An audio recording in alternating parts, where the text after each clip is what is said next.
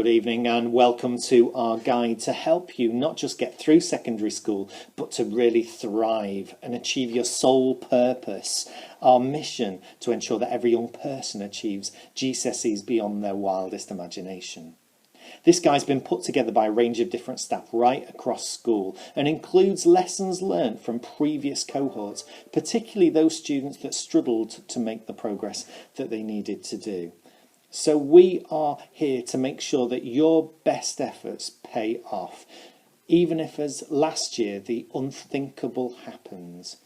The message we're giving to students this year is one of do the things that you can today so that year 11 will be an easier year where you will see success.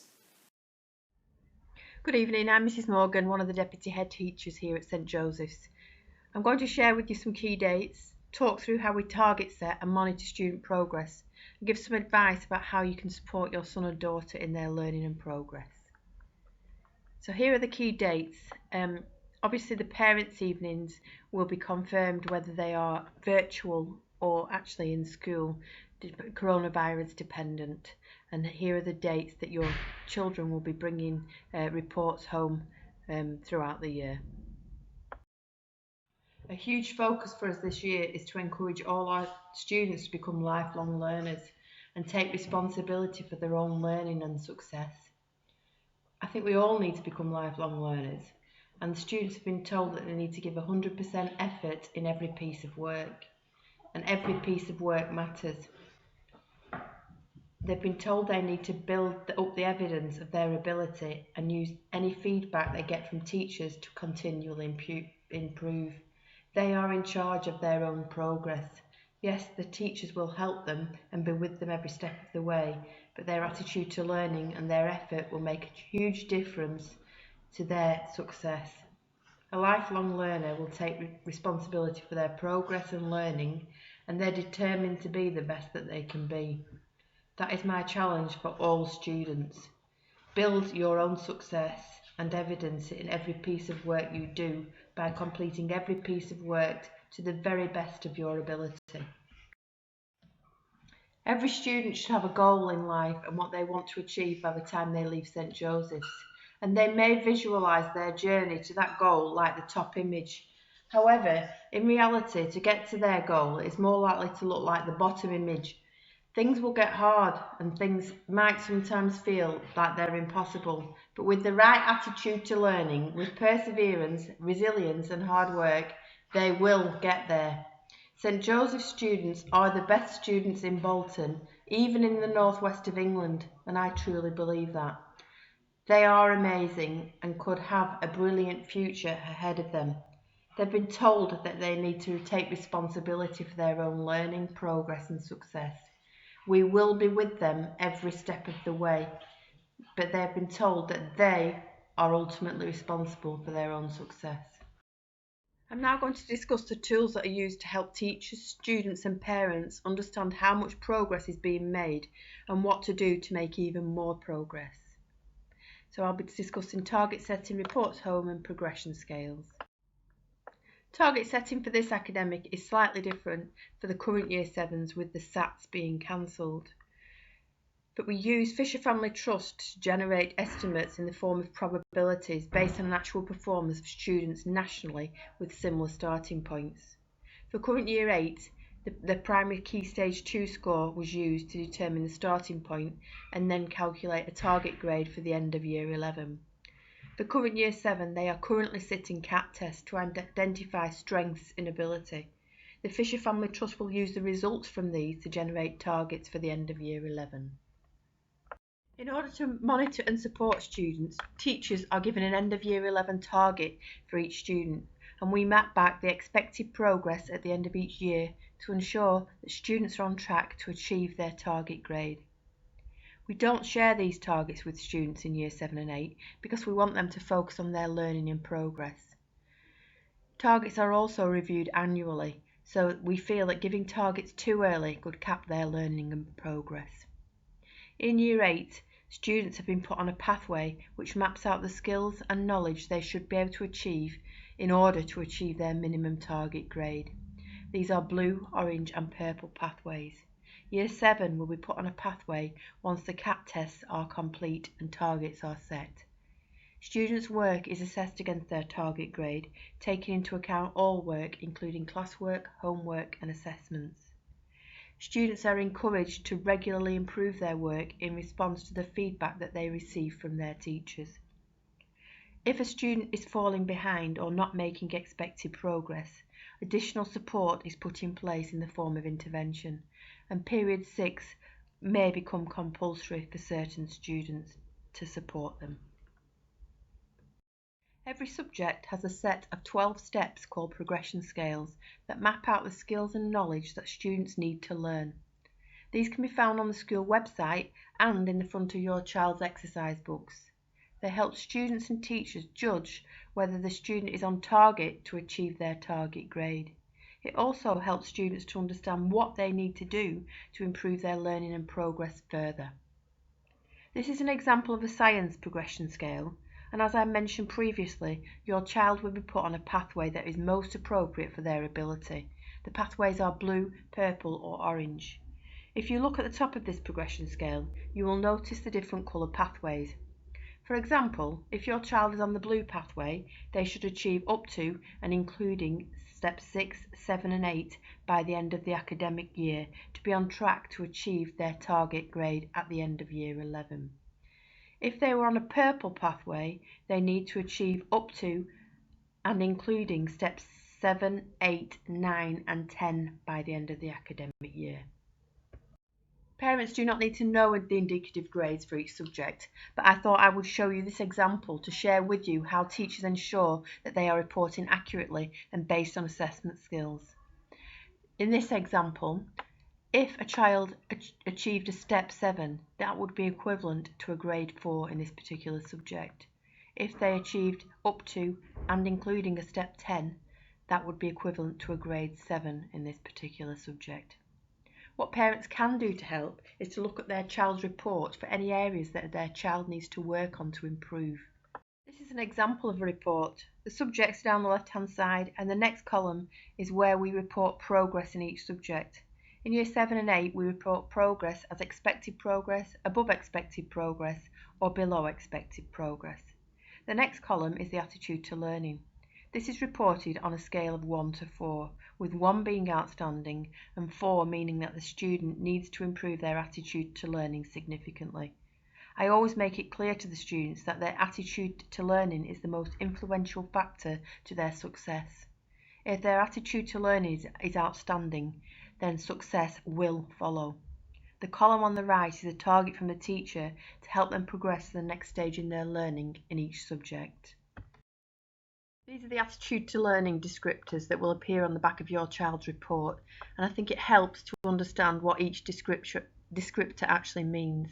For example, if your child hopefully won't, but if they did receive a 3 for attitude to learning, you could go down the descriptors and decide which one it is that they need to improve on to improve to a better attitude to learning score. During this year, your child will begin the pathways process. Each student will be provided with a recommended pathway at the beginning of the process, after consultation with class teachers, heads of department and the pastoral team. Each family will be offered one-to-one interviews with a member of the senior leadership team to discuss the personalised pathway choices which are in your child's best interests. This process will be formally launched in January next year. All students will be required to sit the core curriculum of RE, English Language and Literature, Maths, Science and Core PE. The Pathways curriculum offers a broad range of subjects that your child can choose from to continue at the end of Year 8. This slide just gives you a little more information about the curriculum design for your child. Currently Year 7 are taught in forms, and this will continue to October half term. Throughout Year 8 and from October half term onwards in Year 7, the year group is split into 2 mixed ability halves. Within these 2 halves, students are then set in English and Maths. Due to the curriculum model, your child will be in the same class for their Maths and Science lessons. For all other subjects, there is a J-band class of our most able students, and then 3 mixed ability classes. It is slightly different in technology, where the class sizes are smaller to support the health and safety and practical element of the subject. Hi everyone, Miss Finch here, the head of maths. I'm just going to speak to you a little bit about how your child will be assessed in maths, how we will track where they're up to, and how we can ensure that throughout the year we can work on any skills gaps or any gaps that they might have in their knowledge and ensure that they can improve on these at whichever point they need to. The progression scales in maths for year 7 and 8 are shown on an 8-step scale. They will have this in the front of the books, and what this shows is what skills are demonstrated at each step. The pathways will ensure where they should be starting and where they should be getting up to by the end of that year. These pathways will be discussed with your child as the year goes on. Before every exam assessment point, your child will be given a revision list with topics that they have been completing in class. Each topic will have a Mathswatch clip attached to it so that they can revise thoroughly. Any extra help on this, your child can go through their class teacher and they will get some extra pointers. The only way to revise maths is to practice the questions. Reading over notes will not be enough, and I'll be giving some tips on how to ensure that you have enough practice to do this and how you can help your child in this way. After each assessment point, there'll be a question level analysis sheet. So when they've completed an exam, they will complete what we call a RAG of those particular skill sets. From that, we would expect your child to complete a follow-up to fill any skills gaps that they might have and track this so that they know what they've done. This will ensure that any individual gaps that your child has are filled and ensure that they are building up the skills necessary. So, how can you help? After every exam, we would like your child to use the question level analysis and focus on their areas for development using Mathswatch or Corbett Maths, which I'll explain in a moment. This includes a video and interactive questions to help them consolidate their knowledge on that particular skill.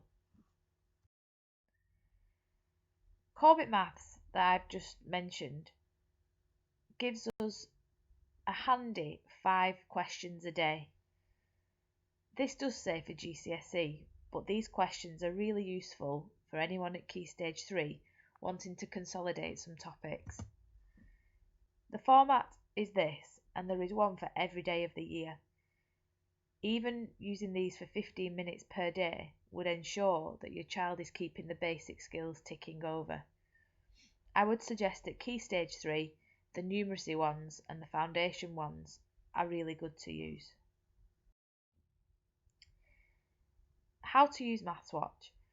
So your children will be used to using Mathswatch, or obviously if they're year 7 will be new to Mathswatch, and over these first couple of weeks we'll be ensuring that they are able to log on.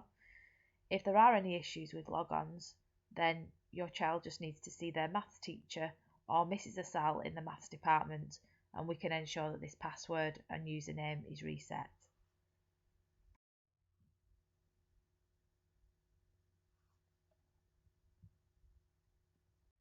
The website link is there, VLE Mathswatch, and the username will be in the format of 20 surname first initial at st-joseph.bolton. 20 refers to the year that they started St. Joseph's, and the passwords are pupil 1. What we aim to do is to get your child knowing their way around Mathswatch, not just for the assignments that I use regularly with the homework set by their class teacher, but also for some individualised learning. So this is the page that you would access as you log in, which would be the home page, and the homework set by the class teacher would appear here. If you are going to use this for revision, we would ask you to click on videos and then it brings up this search box. You would either type in the clip number or a keyword of the skill needed, and you would click on the clip and wait for it to load. At the top of that clip, there are a few options. There is the 1-minute maths video clip, which condenses everything into 1 minute if they need a quick recap on it. There are the interactive questions, and these are the most important feature. And there also is a worksheet for any extra practice if needed. If your child was to complete the worksheet, then there are some answers available in school for them to check it with, and also again with their class teacher. The interactive questions section, as I've just said, is the most important section. It will give you some standard questions and some harder questions. What we would suggest is to complete a variety of these. The questions will be marked straight away, and your child will be able to ask their teacher on anything that they are unsure of. Your child's teacher will be able to see which questions they are completing so that they can help if necessary. There is also a My Progress section that will allow your child to keep track of which videos they've watched and which questions they have completed. It also gives an overview of which skills have been acquired and which skills have been mastered. This gives a really good indication of where your child needs to go next, what they haven't worked on for a while, and which skills they need to continue working on in order to master them. Your child will get detailed feedback through Mathswatch, through their Mathswatch homeworks throughout the year. This will be in the form of written comments underneath questions where your children will be struggling from the class teacher, so please look out for these. Thank you very much for listening.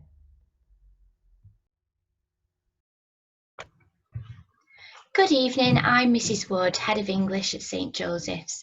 Tonight I'll outline a few details about our curriculum and what you can do at home to support your child. Firstly, we have completely refreshed the curriculum at Key Stage 3, adding new and exciting topics of study for our students. Throughout Key Stage 3, students will study a range of challenging material. Key texts studied in Year 7 and Year 8 range from classical literature to more modern texts and include titles such as The Hobbit, Blood Brothers, Great Expectations, Oliver Twist, texts from the 19th century Gothic genre, Shakespearean texts, noughts and crosses, as well as many, many more. Our curriculum is designed to provide students with a broad experience and foster resilience and independence. The wide coverage of literary material also aims to develop a love of literature. Key Stage 3 is not just a simplified version of the GCSE courses. Instead, students are given the opportunity to learn about a wide variety of topics whilst developing those essential skills needed at GCSE. So, what ways can you help at home? Firstly, it's very beneficial to encourage your child to read widely of both fiction and non-fiction, and also encourage them to read for pleasure. Reading helps with not just only reading comprehension, understanding and interpretation, but it also helps with grammar, spelling and punctuation, which are also essential skills to demonstrate in GCSE later on. You could also discuss what they are reading with them, encourage them to explain how and why characters are presented in certain ways and how they're feeling, and ask them to look for evidence in the text to support their points of view. Encourage them to make predictions about what will happen next in a story and make sure that they can explain to you why they have that prediction and found it within evidence in the text. Discuss and debate articles, different news items and current affairs with them, and allow them to grow confidence exploring their own opinions using well-reasoned arguments. Discuss what they've been reading in class. Ask them to explain how their learning links to skills outside of the classroom and how what they're learning can help them in further careers. Encourage them to conduct further study or background reading around the class readers that they're studying. This helps them to grow a wider appreciation of what they're studying on top of any homework that they might be doing, if that's appropriate. Also, you might want to revise word classes and different techniques and devices that they've learnt in primary, and maybe consolidate any new devices that they've learnt in Year 7 and Year 8. Can they easily identify the verb? Can they tell the difference between a verb and an adverb? Can they explain the difference between a simile and a metaphor? And can they provide examples? All these little revision techniques will help to consolidate their learning and help them to build on the skills that they'll need later on at GCSE. I've just detailed some useful websites for you. So BBC Bite Size is often very useful for Key Stage 3 revision. But one thing that is quite popular is Seneca Learning. Students might already have a log on to this if they've been provided with that with their teacher. If not, it's something you can easily set up at home. And other resources are available from different shops or online. So there's lots of Key Stage 3 revision guides on grammar, spelling, punctuation, analysis, and other topics. If you'd also like to access to a reading list, or suggested reading list for your child, please don't hesitate to contact the English.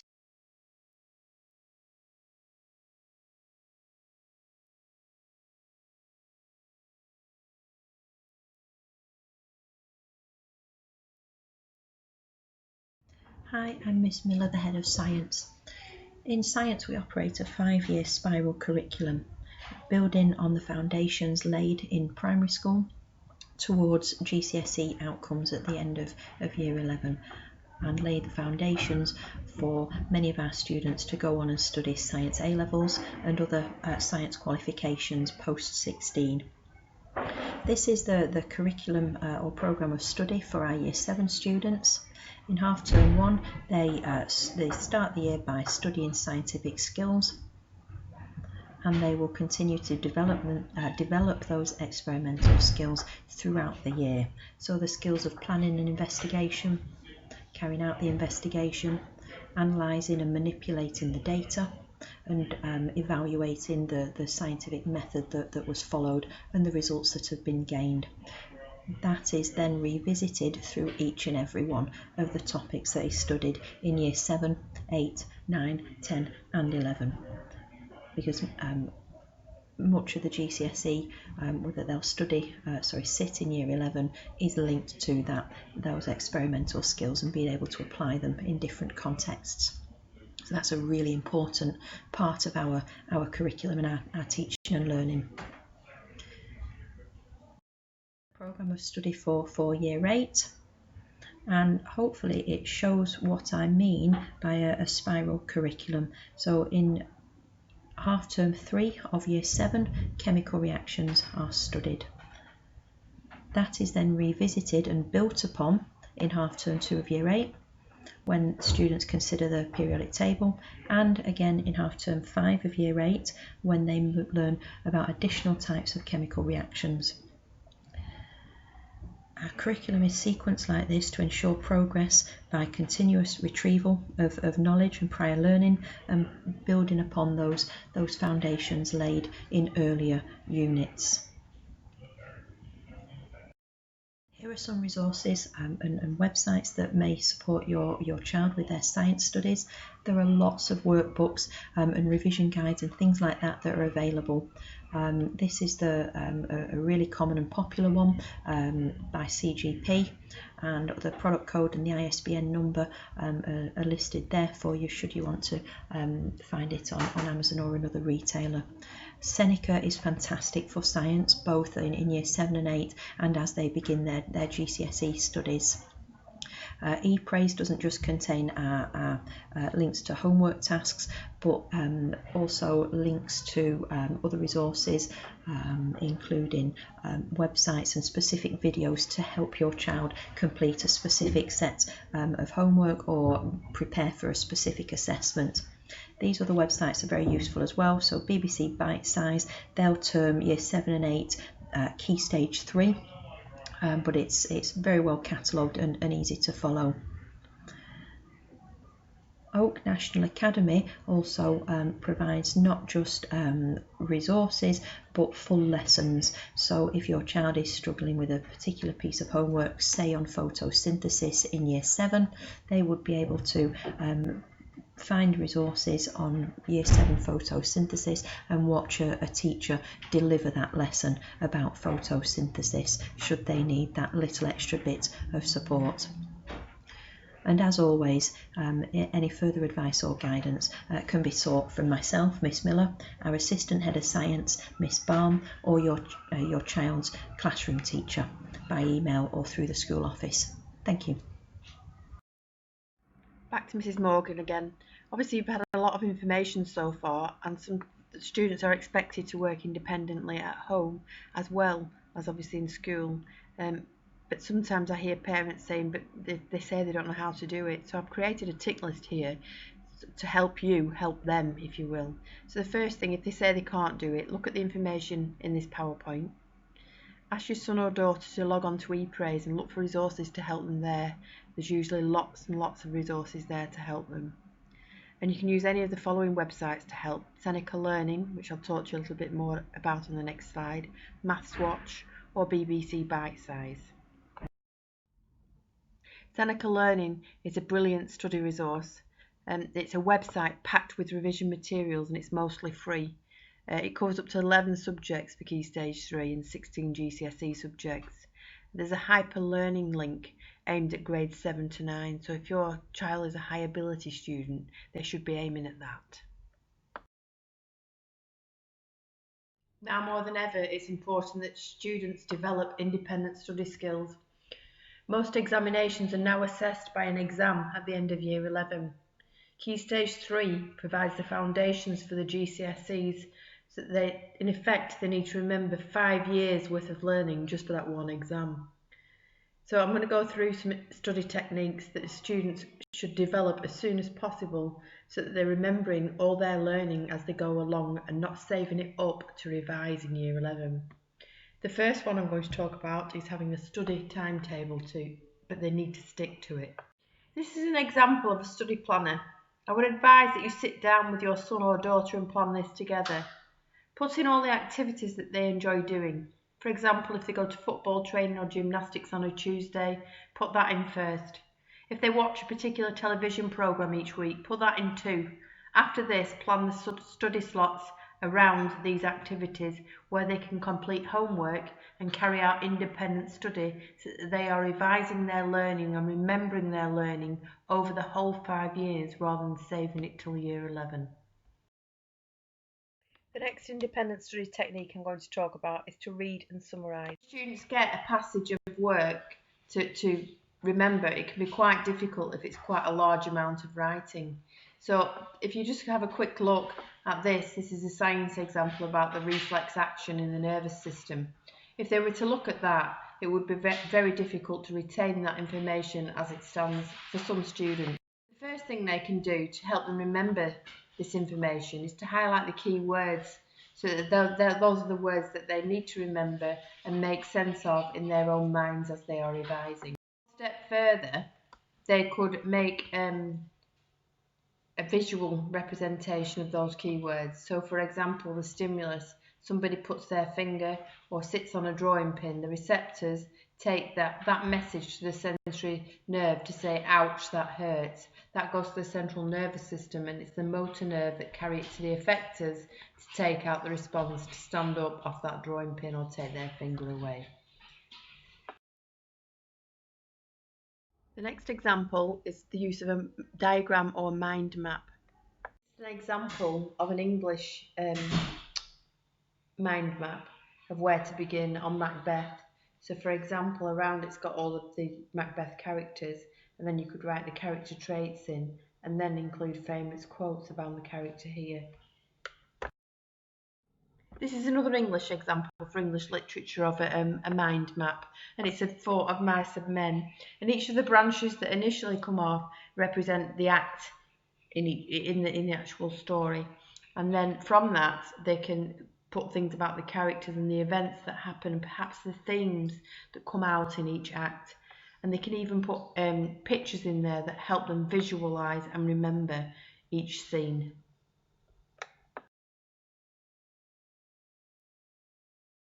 Some other really good revision techniques.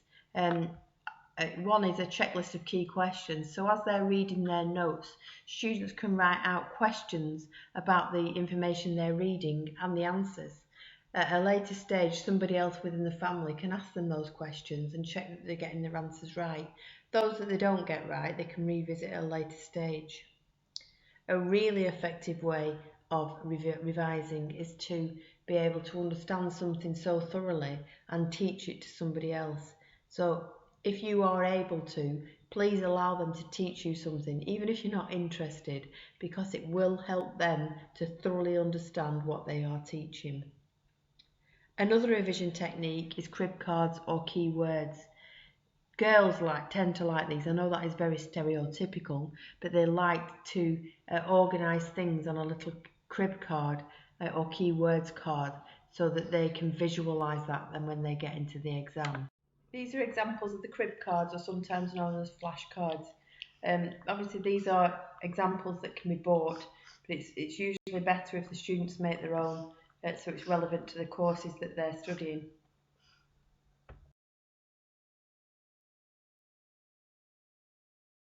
Another useful study technique is to record themselves reading their notes.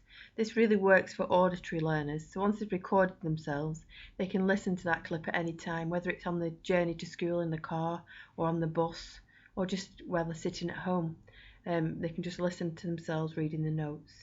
The next study technique I'm going to talk about is mnemonics. This is a biology example of mnemonics, and it helps students to remember the path of blood around the heart. So the mnemonic is Ron loves London, lessons bore Ron, and the first letter of each word represents part of the path of blood around the body. So the right side of the heart, the blood goes to the lungs, and then to the left side of the heart, and then to the body, and then to the right side of the heart. Another mnemonic to do with the blood in the heart, remembering whether it's oxygenated or deoxygenated blood, is the word Lord. Left side of the heart is oxygenated blood and the right side of the heart is deoxygenated blood.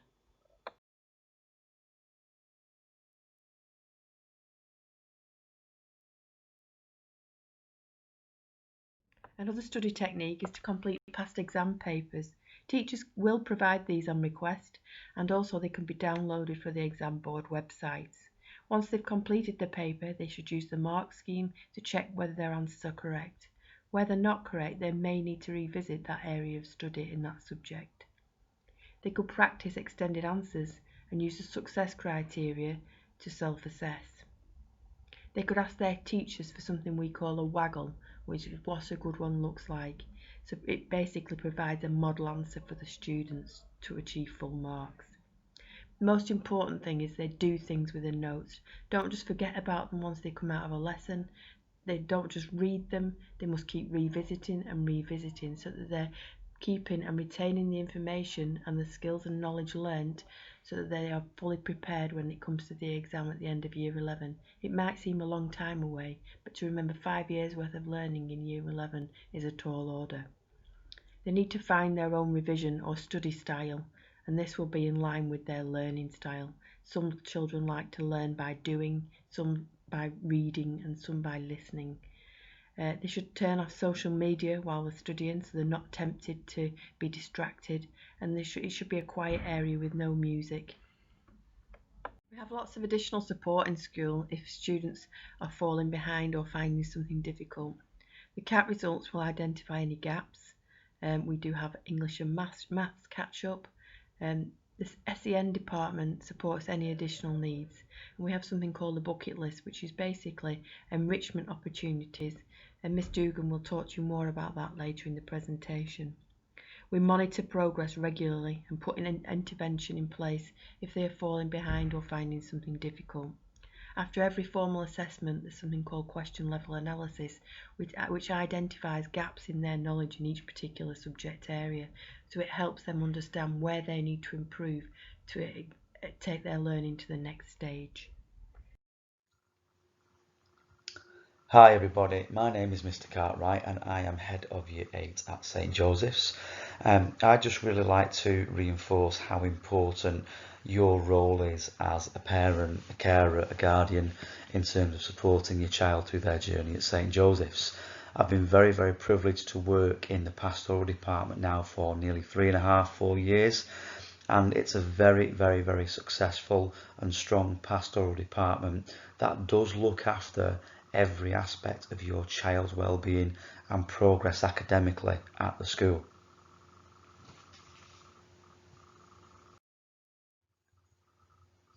So how can parents support their child at school?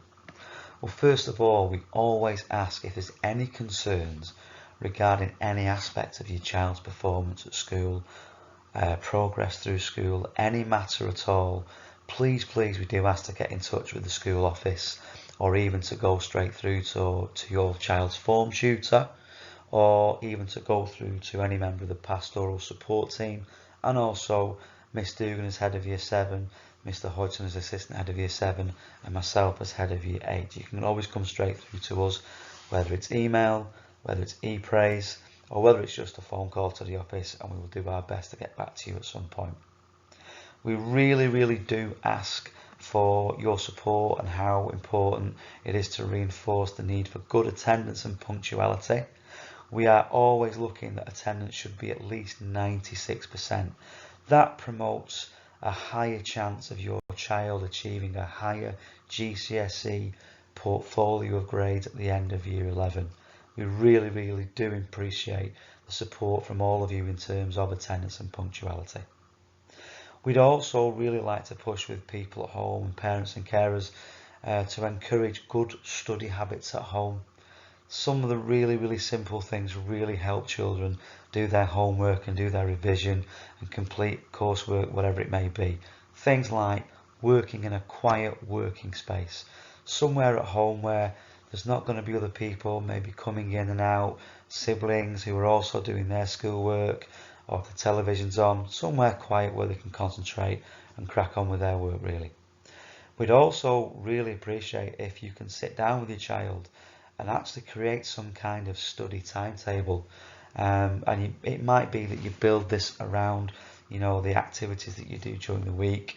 We're fully aware that there might be some kind of sporting activities, whether it's a football training night or some kind of gym session that you go to, or some activity that you do during the evenings each week, and you build the study time around that so it doesn't impact too negatively on your social time at home as well.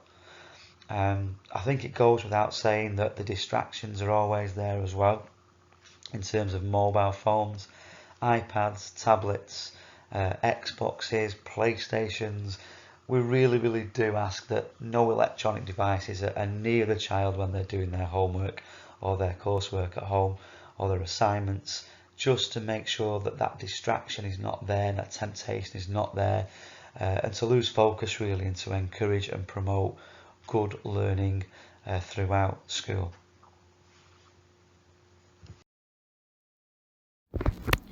As a parent, you have many roles to play. Sometimes you'll need to help your children when they are stuck, and this may mean being the go-between and contacting school to let the class teacher know your child is having problems. Sometimes you'll need to be the voice of school at home, for example, delaying treats until homework is done. You can help your child to get organised so that they have the right equipment on the right day, and so that they manage their homework and don't leave it all to the last minute. You also need to help them to get into good habits regarding attendance, getting into school on time every day. The more that school and home work together, the better the outcomes for pupils. There are many opportunities at St Joseph's for pupils to take part in a wide range of extracurricular activities, and we call it our bucket list. Make sure you encourage your child to sign up and get involved in what is on offer. The more your child joins into our activities, the more they're going to get out of St Joseph's. We want to help your child to succeed. Talk to your child about any problems, and if possible, get them to speak to their form tutor or class teacher if they can. If not, for academic issues, you can contact school and ask for the relevant head of department and discuss your worries and concerns with them. If the issue is more pastoral, you can contact your child's form tutor or the pastoral support team and head of year. For more serious issues, ask for the head of year in the first instance, although they may then pass the issue to a member of the senior leadership team. And so from a parent to a parent carer, This is what I wish somebody had told me before my child reached secondary school age. I wish they'd told me that one day the child that I'd raised may one day waken to find that they no longer wish to be a child, but that they're not sure if they want the responsibility and stress of strain of becoming an adult. I wish somebody had told me that at the same time, almost by a cruel trick of nature, their bodies would change and their voices would break, and as if that isn't enough to deal with on top of GCSEs and college applications, etc., etc., they suddenly find that they have urges and feelings that they had never felt before. Sometimes it might be for a person, sometimes it might be for a substance or a computer game. And we all know what social media does to us, but I wish somebody had told me that it does the same to them. We feel the urge to tell the world how brilliant we are, how amazing our lives are. But that's because we think that's what the world wants to know. But for young people, unless we tell them that we love them for who they are and give them unconditional acceptance, they may look to social media to find out how they measure up. Mirror, mirror on Instagram, tell me who they think I am. Mirror, mirror on Snapchat, tell me, really, am I fat? So dear parent, carer, when that day comes, remember it's not your fault and you're not alone. Speak to us and speak to your child. Cast your mind back to when they were teething and remember what you felt like when you had a sleep-deprived evening. Yes, when you couldn't make a rational decision, even if your life depended on it. Well, sadly, some young people today, their life does depend on it. So agree a time to remove electrics, switch off social media, let their heads hit the pillow for at least 8 hours a night, with the peace of knowing that they're accepted by you and us, rather than waiting for their validation from Snapchat or Instagram. And always remember the story of Sally. Sally had a goldfish whom she adored. She fed it every day without fail until one day she woke up to see that it had sunken to the bottom of the bowl and was lying lifeless. Mum consoled Sally, protecting her from the truth, and told her that Jerry would be okay and sent her off to school. Sally's mum then rushed to the pet shop, and in a scene that the pet shop owner had seen many times before, she purchased as close a replica to the now lifeless goldfish that lay at the bottom of Jerry's bowl. When Sally returned home from school, she exclaimed, "Mummy, Jerry's better again. And what's more, he's even fatter than he was." We smile, but Sally's mum deprived her from learning an important lesson that day, that everything in life isn't always easy. Good things come to an end, relationships break down, people fall out. And if that happens for your child, don't rush in to try and solve it for them. What's more, if your child's struggling with something, or if you can think of a way to improve our school to help your child, resist the temptation to post it online for the whole world to see. Just simply contact your head of year or class teacher, because we always value conversations that are influential in improving the lives of our young people. In fact, better still, let's encourage our young people to have a voice and to grow in resilience and to work with us to solve things for them together. So remember, you're not alone. We're here for you, and we can be unlimited when we work together. Lord, in a world of uncertainty, let us be confident that we can rely on you, our Creator, to guide us. In the midst of the most exciting but challenging year for our young people so far, we ask that you will bless them with all they need to flourish and achieve beyond their wildest imagination. Stay with us, Lord, on our journey. Amen.